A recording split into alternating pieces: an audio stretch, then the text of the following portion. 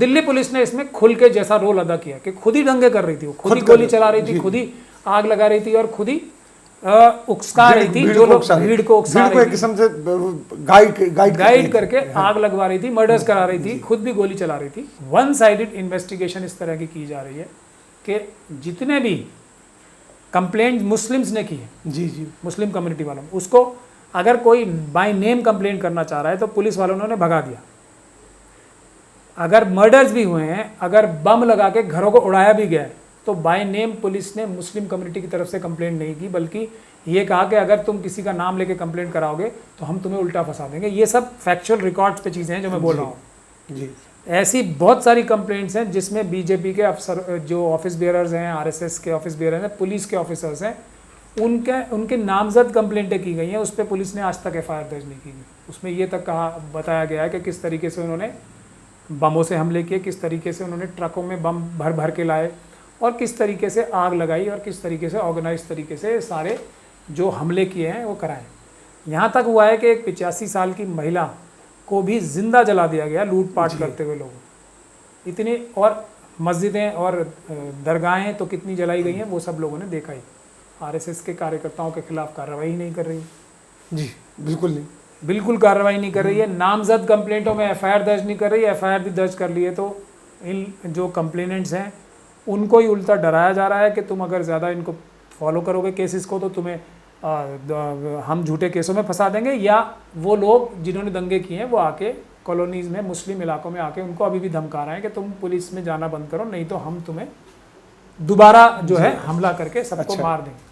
हम लोगों का ऑफिस इस पे दिन रात काम कर रहा है और हम अभी तो कोर्ट बंद है, नहीं तो हम कोर्ट के माध्यम से ये सारी एफआईआर्स भी कराएंगे और इस कॉन्स्पिरेसी की तह तक जाएंगे और इसको 84 जैसा हाल नहीं बनने देंगे, इसको गुजरात जैसे दंगे नहीं बनने देंगे और इसको मुजफ्फरनगर जैसे भी हालात नहीं होने देंगे।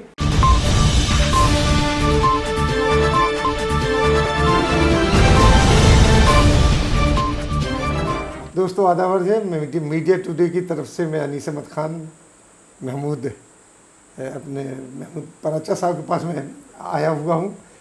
अब सब जानते हैं कि यानी मतलब कुछ परिचय के मोहताज तो है नहीं कि बताया जाए कि कौन है, एक्टिविस्ट हैं, क्या क्या है। हाँ, एक्टिविस्ट हैं, वकील भी हैं बहुत अच्छे, बहुत लोगों के काम भी किए हैं।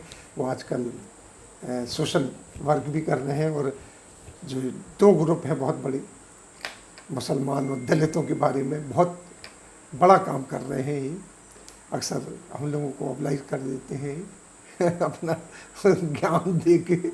आज हम इनके पास आए क्योंकि आप अक्सर कहते रहे हैं दंगों के बारे में और एक्टिव भी रहे दंगों के बारे में। दंगों में जो गिरफ्तार हुए उनके लिए भी आपने कहा कि हर मदद के लिए हम तैयार हैं हरदम।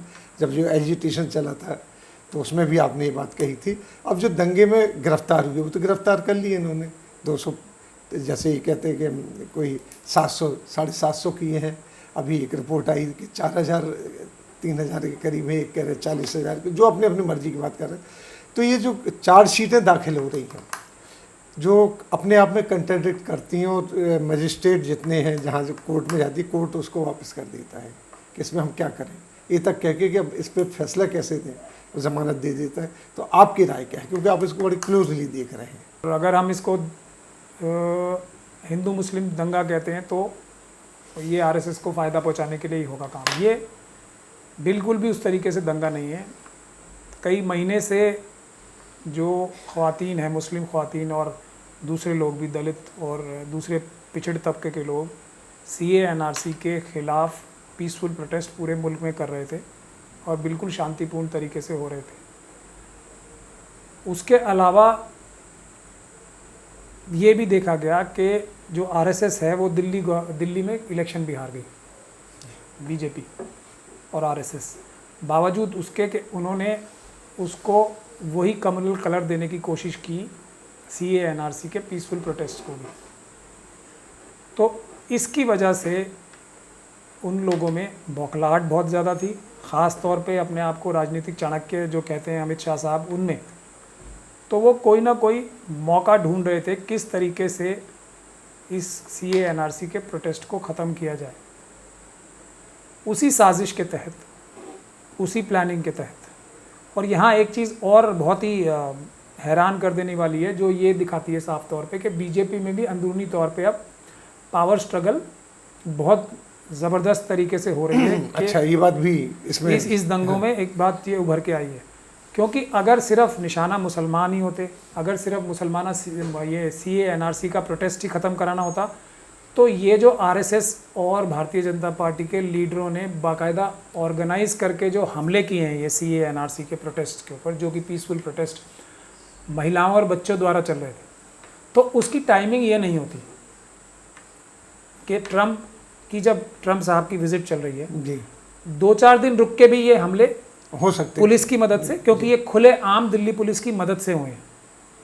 दिल्ली पुलिस में जो करप्ट ऑफिसर्स हैं और जो अपने राजनीतिक आकाओं के लिए क्रिमिनल एक्टिविटीज़ तर्क करने तक से गुरेज नहीं करेंगे, इस तरह के ऑफिसर तो 2 दिन बाद भी मौजूद रहते हैं। जी जी वो जो RSS BJP के जो लीडरान हैं, जिसमें कपिल मिश्रा साहब हैं, जिसमें मिस्टर ठाकुर हैं, ये ठाकुर हैं, या जिसमें बहुत सारे नाम जो जमुना पार के और नंद किशोर गुर्जर हैं, जी जी MLA जो लोनी के हैं, या दूसरे जो लोकल लीडर्स भी हैं बीजेपी के, जो इलेक्शन आ गए, जगदीश प्रधान है उसमें, एक नेगी भी हैं, जो ये सब तरह के जो लीडर थे, ये 2-4 दिन बाद भी वहीं रहते।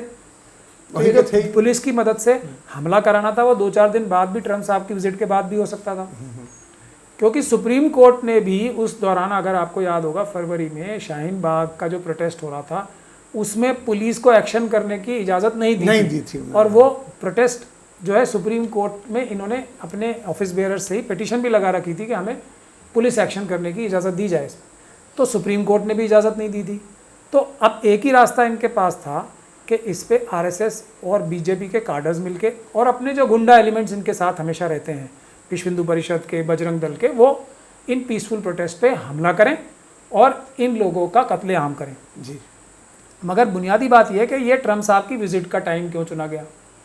हाँ, तो ये पावर स्ट्रगल की तरफ इशारा करता है कि ट्रम्प साहब का नाम बदनाम, ट्रम्प साहब की विजिट के दौरान मोदी साहब का नाम बदनाम किया जाए। अच्छा। और उनको ये दिखाया जाए कि वो एक ताकतवर प्राइम मिनिस्टर नहीं है, और वो अपने दिल्ली जैसे जो देश की राजधानी है वहाँ भी दंगे कंट्रोल करने की उनकी हैसियत या उनकी काबिलियत नहीं है। ये एक मैसेज, और दिल्ली पुलिस ने इसमें खुल के जैसा रोल अदा किया कि खुद ही दंगे कर रही थी, वो खुद ही गोली चला रही थी, खुद ही आग लगा रही थी, और खुद ही उकसा रही थी जो लोग भीड़ को उकसा रही थी, एक किस्म से गाइड करके आग लगवा रही थी, मर्डर्स करा रही थी, खुद भी गोली चला रही थी। तो ये सब काम अगर बाद में होता तो समझ में आता कि बीजेपी में कोई अंदर की टसल नहीं, और प्रधानमंत्री को कोई बदनाम करने की कोशिश नहीं कर रहा, मगर ऐसा तो हुआ नहीं।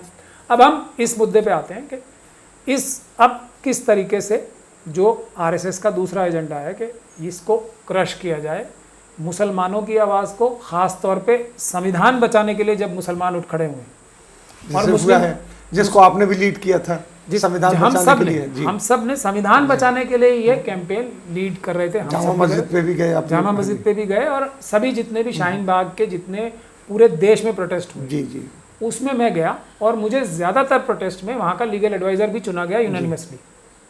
तो ये जो प्रोटेस्ट पहली बार ऐसा फिनोमिनन हुआ कि बाबा साहब डॉक्टर भीमराव अंबेडकर का फोटो लगा के मुस्लिम महिलाओं ने संविधान बचाने की बात की। बिल्कुल जी, इससे RSS जो है बिल्कुल बौखला गई थी, तो उन्होंने हमला तो करना ही था इस पर, और कत्लेआम मुसलमानों का और मुस्लिम महिलाओं का ख़ास तौर पे करना ही था। तो वो उन्होंने किया, और दिल्ली पुलिस के जो भ्रष्ट अधिकारी हैं, जिसमें DCP north east mister Surya भी हैं, जिनकी कपिल मिश्रा के साथ तस्वीरें खड़े हुए जब वो प्रोवोकेटिव स्पीचेस दे रहे थे, वो आई। मगर अब किस तरीके से कोविड वायरस की लॉकडाउन के दौरान बाकी सब क्राइम पे से पुलिस ने काम करना बंद कर दिया था पूरी दिल्ली में, लेकिन मुस्लिम कम्युनिटी के लोगों को अरेस्ट करना जी शुरू किया, घरों में रेड करना, इस हद तक जाके कि हालांकि पुलिस वालों को खुद को भी कोविड वायरस हो गया, और उन्होंने बहुत सारे मुस्लिम एरियाज़ में जाके जो रेड्स किए हैं, उस वजह से, क्योंकि पुलिस वाले तो सबसे ज़्यादा एक्सपोज्ड सिचुएशन में रहते हैं, तो बहुत से मुस्लिम एरियाज़ में जो देखा गया है कोविड वायरस अगर फैलेगा भी तो पुलिस की इन रेड्स की वजह से, क्योंकि पुलिस वाले स्पेशल सेल में देख लीजिए, जैसे आप क्राइम ब्रांच में देख लीजिए या दूसरे बहुत सारे थानों में देख लीजिए, बहुत सारे पुलिस के अफसरों को कोविड वायरस हो गया। उसके बावजूद भी ये रेड्स मुस्लिम इलाकों में, जमुना पार के चलती रही और ज़बरदस्ती खींचतान करके लोगों के घरों में घुसा गया, लेडीज से बदतमीज़ी की गई, इस सब से कोविड वायरस भी फैलने के इम्कानात इन एरियाज़ में हैं। लेकिन बावजूद उसके पिक्चर निकल के क्या सामने आ रही है कि वन साइडेड इन्वेस्टिगेशन इस तरह की जा रही है कि जितने भी कंप्लेंट मुस्लिम्स ने की है, जी जी, मुस्लिम कम्युनिटी वालों, उसको अगर कोई बाय नेम कंप्लेंट करना चाह रहा है तो पुलिस वालों ने उन्हें भगा दिया। अगर मर्डर्स भी हुए हैं, अगर बम लगा के घरों को उड़ाया भी गया है, तो बाय नेम पुलिस ने मुस्लिम कम्युनिटी की तरफ से कंप्लेंट नहीं की, बल्कि ये कहा कि अगर तुम किसी का नाम लेके कंप्लेंट कराओगे तो हम तुम्हें उल्टा फंसा देंगे। ये सब फैक्चुअल रिकॉर्ड्स पे चीज़ें हैं जो मैं बोल रहा हूँ। जी, ऐसी बहुत सारी कंप्लेंट्स हैं जिसमें बीजेपी के अफसर, जो ऑफिस बेयरर्स हैं, आरएसएस के ऑफिस बेयरर्स हैं, पुलिस के ऑफिसर्स हैं, उनके नामजद कंप्लेंटें की गई हैं। उस पर पुलिस ने आज तक एफआईआर दर्ज नहीं की गई। उसमें ये तक बताया गया है कि किस तरीके से उन्होंने बमों से हमले किए, किस तरीके से उन्होंने ट्रकों में बम भर भर के लाए और किस तरीके से आग लगाई और किस तरीके से ऑर्गेनाइज तरीके से सारे जो हमले किए हैं वो कराएं। इसके बावजूद भी पुलिस ने इन लोगों के खिलाफ कोई कार्रवाई नहीं की। सिर्फ एक केस में 16-17 आरएसएस के जो ऑफिस बेयरर्स हैं या उनके एक्टिव मेंबर्स हैं उनको अरेस्ट किया गया, सिर्फ एक केस में मर्डर के। यहाँ तक हुआ है कि एक 85 साल की महिला को भी जिंदा जला दिया गया लूटपाट करते हुए लोगों। इतनी और मस्जिदें और दरगाहें तो कितनी जलाई गई हैं वो सब लोगों ने देखा ही। तो ये तो एक साइड हो गई। दूसरी तरफ पुलिस जो है, जो आरएसएस के कार्यकर्ता ही है ज़्यादा जो नॉन मुस्लिम्स हैं, आरएसएस के कार्यकर्ताओं के खिलाफ कार्रवाई ही नहीं कर रही है। जी, बिल्कुल नहीं, बिल्कुल कार्रवाई नहीं कर रही है। नामजद कंप्लेंटों में एफआईआर दर्ज नहीं कर रही है। एफआईआर भी दर्ज कर ली है तो इन जो कंप्लेनेंट्स हैं उनको ही उल्टा डराया जा रहा है कि तुम अगर ज़्यादा इनको फॉलो करोगे केसेस को तो तुम्हें हम झूठे केसों में फंसा देंगे, या वो लोग जिन्होंने दंगे किए हैं वो आके कॉलोनीज़ में, मुस्लिम इलाकों में आके उनको अभी भी धमका रहे हैं कि तुम पुलिस में जाना बंद करो, नहीं तो हम तुम्हें दोबारा जो है हमला करके सबको मार देंगे। इस तरह के हालात जो अभी दिल्ली में चल रहे हैं। लेकिन हम लोगों का ऑफिस इस पे दिन रात काम कर रहा है और हम अभी तो कोर्ट बंद है, नहीं तो हम कोर्ट के माध्यम से ये सारी एफआईआर्स भी कराएंगे और इस कॉन्स्पिरेसी की तह तक जाएंगे और इसको 84 जैसा हाल नहीं बनने देंगे, इसको गुजरात जैसे दंगे नहीं बनने देंगे और इसको मुजफ्फरनगर जैसे भी हालात नहीं होने देंगे। बावजूद इसके कि पूरी ताकत से पुलिस के भ्रष्ट अधिकारी कोशिश कर रहे हैं, लेकिन एक आध जो भी अफसर ईमानदार है और उस ईमानदार अफसर की बदौलत अभी भी कार्रवाई हुई है। लेकिन हम कोर्ट के माध्यम से भी इनके खिलाफ एक्शन कराएंगे, ऐसा हम वादा कर रहे हैं आप लोगों से। हम पूरी ताकत से इस काम पे लगे हुए कि इसमें इंसाफ हो और लोगों को इबरतनाक सज़ा मिले, ताकि ये जो आरएसएस के और बीजेपी के जो कार्यकर्ता हैं पुलिस की मदद से जो इनको हौसला मिल के ये जो करते हैं, ये ऐसे कारनामे दोबारा अंजाम ना दे सके। और अब आप बताइए आगे आपका एक्शन प्लान क्या है? आपने तो बता दिया कि आप इनके साथ वो करेंगे। जो ये चल रहा है, जो झूठी, जैसी अभी बात हो रही थी, ये रिपोर्ट पेश कर रहे हैं उसको, तो उनके बारे में क्या कोर्ट में जा रहे हैं, कोर्ट से छोड़े जा रहे हैं, ज़्यादातर लोग छोड़े जा रहे हैं। अब एक्शन भी होगा जब इन्होंने रिपोर्ट्स पेश कर दी हैं, चार्जशीट पेश की हैं, तो उसके बारे में क्या करेंगे आप लोग? देखिए, हम तो जो इन्होंने झूठे केसों में फंसाया उनके खिलाफ, पुलिस वालों के खिलाफ एक्शन लेंगे ही जी। क्योंकि अगर आप देखें एक तरफ से ये जो यूएपीए के केस भी ये जो लगाए हैं, जी लगाए हैं, जो लगाए हैं, ये भी एक बेबुनियाद केस है। मतलब इसको पढ़कर भी दुख भी हो रहा है और एक तरह से अफसोस भी होता है और हंसी भी आती है कि अगर झूठा फंसाना है तो वो भी इतनी मतलब इस तरीके से झूठा फंसाया कि वो साफ नज़र आ रहा है कि इनकी सारी जो कार्रवाई है पुलिस की वो बेबुनियाद है और मतलब झूठी है। तो इस तरीके से, लेकिन पुलिस के अफसरों के ऊपर भी ऊपर से दबाव है उनके राजनीतिक आकाओं के कि ये बुनियादी तौर पे इसलिए हो रहा है, यूएपी का केस भी इसलिए लगा रहे हैं कि सीए, एनआरसी और संविधान बचाने के लिए जी प्रोटेस्ट जो हैं वो दोबारा ना हो। और कोई मकसद नहीं है, कोई सबूत है ही नहीं, तो हो कैसे इकट्ठा करेगी पुलिस। इसीलिए इनकी चार्जशीट्स जो बन रही हैं वो बिल्कुल कमज़ोर बन रही हैं, क्योंकि सबूत तो कुछ है ही नहीं। झूठे सबूत ये सीसीटीवी फुटेज के भी दिखा रहे हैं। ज़्यादातर सीसीटीवी फुटेज में जो मुस्लिम कम्युनिटी के खिलाफ ये इकट्ठी करके लाए हैं, उसमें इनकी खुद की सीसीटीवी फुटेज में नज़र आ रहा है कि जिसके ऊपर इल्ज़ाम है दंगे करने का, वो दंगे की जगह से ही 2 किलोमीटर दूर है। जी। सीसीटीवी फुटेज जो दिखा रहे हैं वो 2-2 किलोमीटर दूर की है और वो बंदा आराम से खड़ा है वहाँ पे। तो इस तरीके से अदालतों में इनके सारे केसेस बहुत ही बुरी तरीके से नाकाम होंगे और ये लोग खुद ही पुलिस वाले भी इसमें फंसेंगे। ये एक बात तो ये होगी। दूसरा, जो हम लोग अपने लोग जो मजलूम हैं, जिनके साथ हमले करके जिनके मर्डर्स किए गए, जिनको ज़ख्मी किया गया, जिनके घर में लूटपाट हुई और बम लगा के उड़ाए दिए गए, उनके लिए भी हम लोग अपनी तरफ से, पुलिस अगर एफआईआर नहीं करके कार्रवाई करेगी तो हम कोर्टों के तरीके से कराएंगे और कॉम्पनसेशन भी जितना नुकसान हुआ है ये भी हम वादा कर रहे हैं उतना ही दिलवाएंगे। क्योंकि आमतौर पे क्या होता है कि इक़्तिसादी तौर पे भी मुस्लिम कम्युनिटी को नुकसान पहुंचता है। तो वो भी हम इस बार पूरी तैयारी के साथ जितना नुकसान हुआ है उतना ही उनको वापस दिलवाने की कोशिश करेंगे। जिन लोगों ने मकान और घर दुकानें जलाए हैं उनसे भी कानूनी कार्रवाई करके और सरकारों से भी जो उसका बिल्कुल मुनासिब मुआवजा है उसके लिए भी हम लोग, हमारे दरवाजे पूरी तरीके से खुले हैं। कोई भी अगर किसी के पास अपना वकील है तो वो उसके थ्रू भी यही काम करे, और अगर किसी के पास वकील नहीं है तो हम free of cost pro bono या फी सबीलिल्लाह वो काम करने के लिए तैयार हैं। हमारे दरवाजे सबके लिए खुले। बहुत बहुत शुक्रिया आपका, आपने वक्त दिया, काफ़ी भीड़ भी बाहर है। और ये बात मैं भी कह रहा हूँ अपने मीडिया टुडे की जानिब से कि महमूद पराचा साहब हरदम तैयार हैं और पहले भी तैयार रहे। इन्होंने जिन लोगों को, मासूमों को, मुसलमानों को फंसाया आतंकवाद में, उनको छुड़ा के लाए हैं। आजकल वो अपनी खुशहाल ज़िंदगी बसर कर रहे हैं। तो आज इन्होंने जो वादा किया है हमारे ज़रिए और मीडिया के ज़रिए कि आपकी मदद करेंगे, तो आप आइए इनके पास।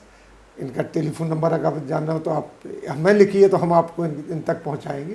ये हरदम मदद के लिए तैयार है। बहुत बहुत शुक्रिया महमूद भाई आपका कि आपने अपने विजिट शुरू पे हमें थोड़ा सा वक्त दिया और राज खोले के अंदर क्या है। पहले भी खोलते रहे आप इसी मीडिया के ज़रिए राज, आइंदा भी आपको हम तकलीफ़ देंगे। तब तक के लिए बहुत शुक्रिया। हमें इजाज़त। जय भीम, अल्लाह हाफ़िज़।